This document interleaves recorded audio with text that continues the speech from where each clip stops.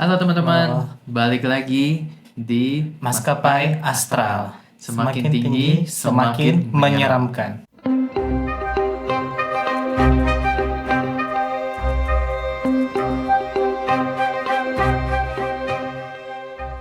Kenalin, nama aku Cimon. Halo, kenalin aku Luk. Kali ini kita bakal bahas soal malaikat tubuh.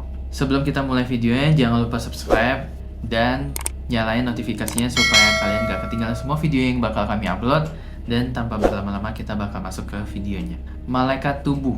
Malaikat tubuh ini mungkin bagi sebagian orang itu nggak familiar atau bahkan mayoritas sih. Tapi setahu aku untuk sebagian orang itu sudah sangat familiar karena memang ya itu entitas yang ada dan sangat deket sama kita, bahkan per orang itu punya satu.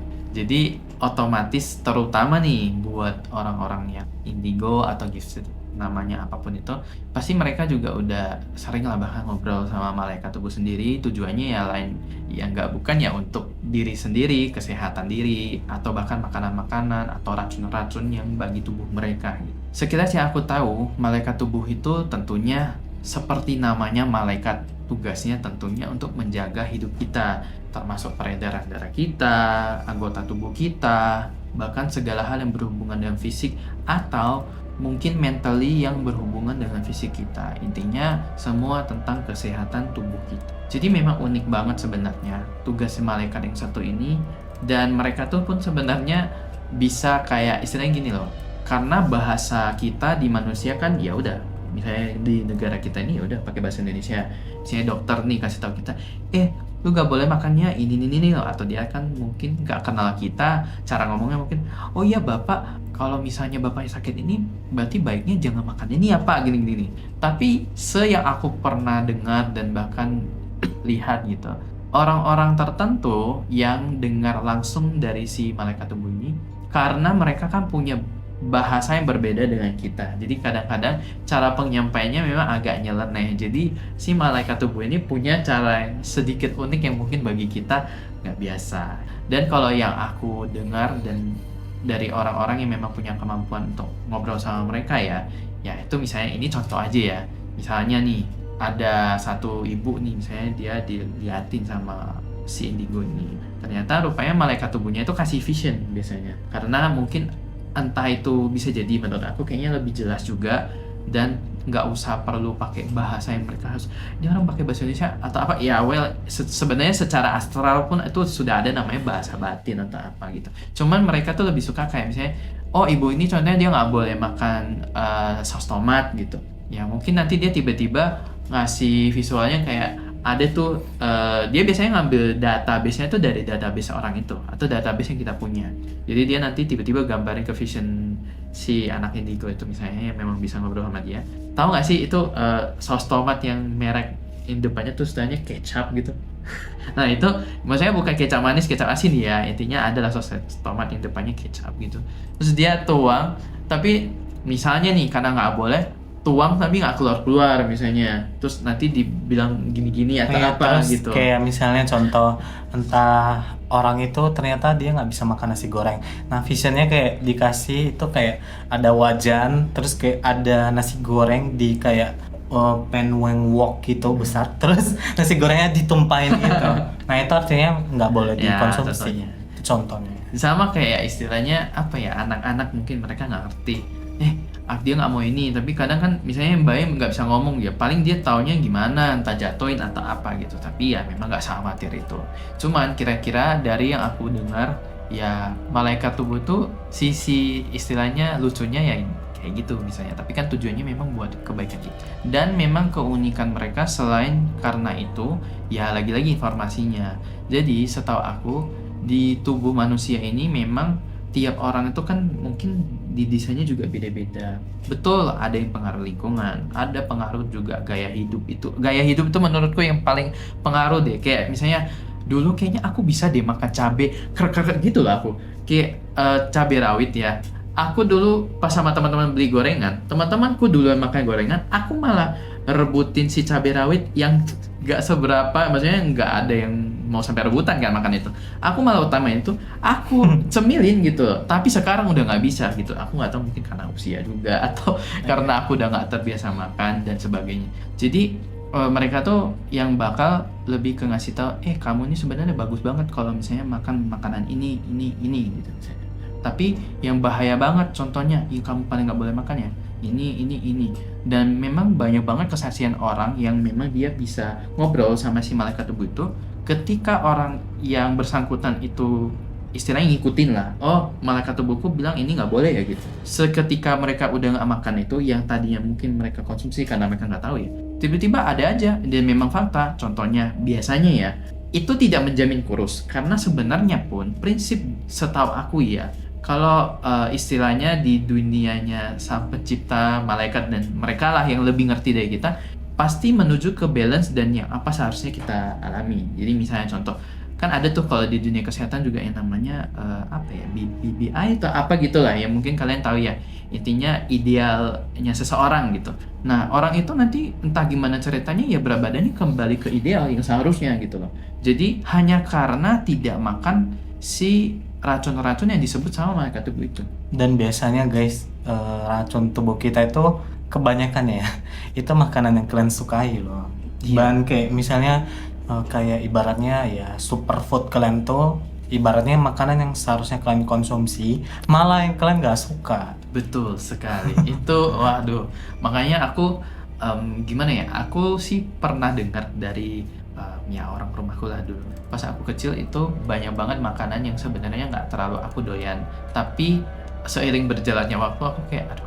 Ini sebenarnya simpelnya aja ya. Aku nggak mau ribet nih kemana-mana. Maksudnya kalau aku milih makan nanti yang susah aku juga. Aku kalau udah lapar mana mungkin aku mau nyusahin diri aku nyari-nyari apa yang aku mau gitu kan. Jadi sebenarnya makin dewasa karena aku mencoba makin mau makan apapun itu gitu.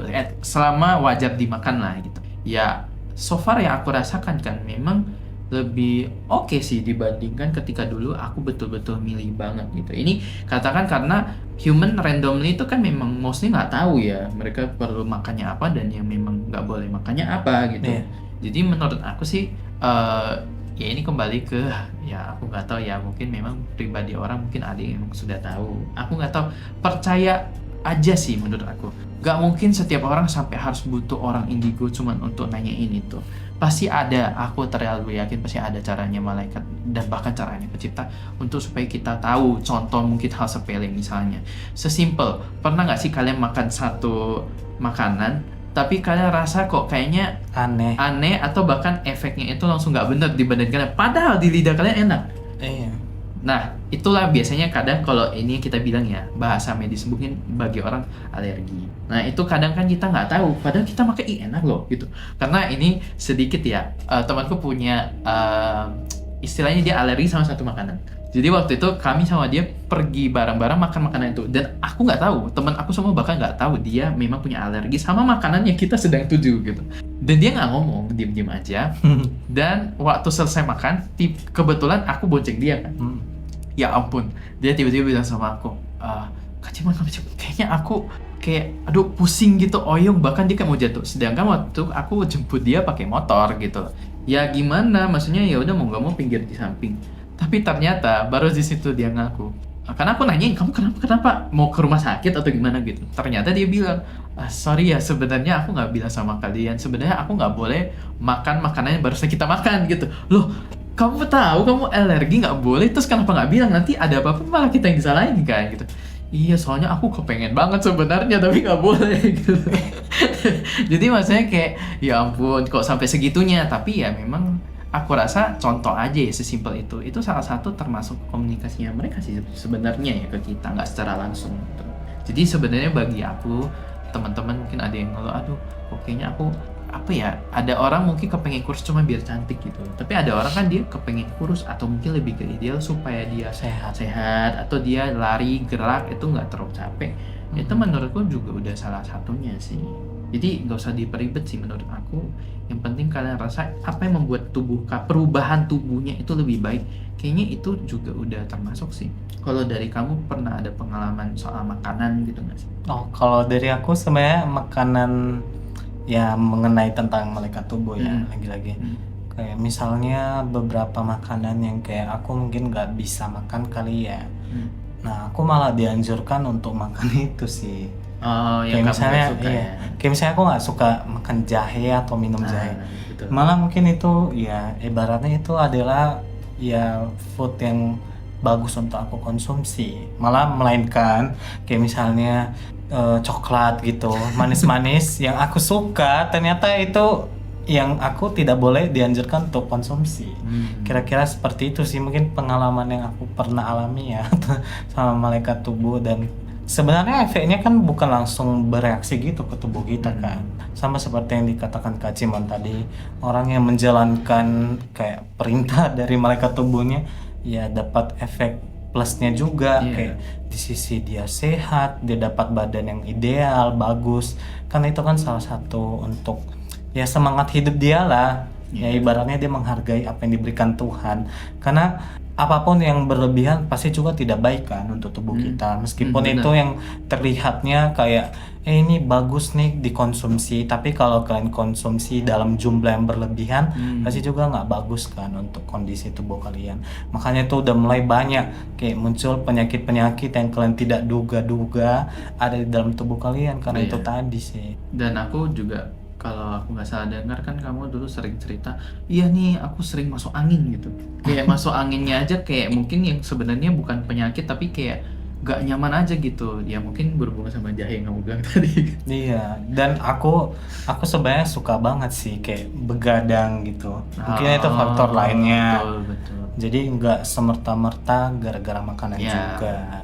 Makanya ya kayaknya menurut aku sih nggak usah terlalu kayak aduh apa-apa harus dibawa apa ya dunia lain gitu, enggak juga sih. Menurut aku justru kalau yang positif-positif ya biasanya yang ya kita bilang lah lebih kayak malaikat kah atau intinya entitas yang positif lah ya. Pasti mereka tuh lebih banyak sebenarnya ngasih kita tanda di dunia nyata sih sebenarnya. Nggak harus yang kayak harus ada kemampuan tertentu untuk tahu gitu, enggak sebenarnya gitu. Cuman kadang kan kita yang nggak kerasa, nggak sadar gitu. Tapi kalau mungkin ya arahnya negatif, ya lah mungkin gitu. Karena setiap entitas kan sebenarnya punya akses tertentu sama kayak kita nggak semua manusia bisa jangkau dunia mereka juga kan gitu. Ya, menurut aku sih sebenarnya sesimpel itu aja sih. Dan biasanya kayak ini yang aku ketahui juga ya. Jadi kayak misalnya sesama malaikat tubuh itu, maksudnya malaikat tubuh aku sama dia sebenarnya bisa kayak saling komunikasi gitu. Oh iya. Itu juga bisa. Kayak misalnya menegur anak didiknya, anak didikmu nggak boleh makan ini, itu bisa saling kayak mereka kayak komunikasi. Tapi ya itu memang lagi-lagi perlu harus dicek kebenaran sama harus diradar sama orang yang bisa ya guys ya. Iya, dan menurut aku sih lagi-lagi ini kan semua kembali ke kepercayaan kalian sama orang yang kalian percaya. Misalnya kalau misalnya ada orang yang saking udahlah aku banget pengen tahu, dan maksudnya yang pasti-pasti aja mungkin melalui orang yang punya kemampuan gitu untuk ngobrol sama malaikat tubuh kalian itu, ya menurut aku cara untuk memastikan atau memvalidasi orang kayaknya yang orang ini lihat dengan yang dia bilang emang bener gitu. Istilahnya orang ya kita bilang aja indigo lah biar simple ya.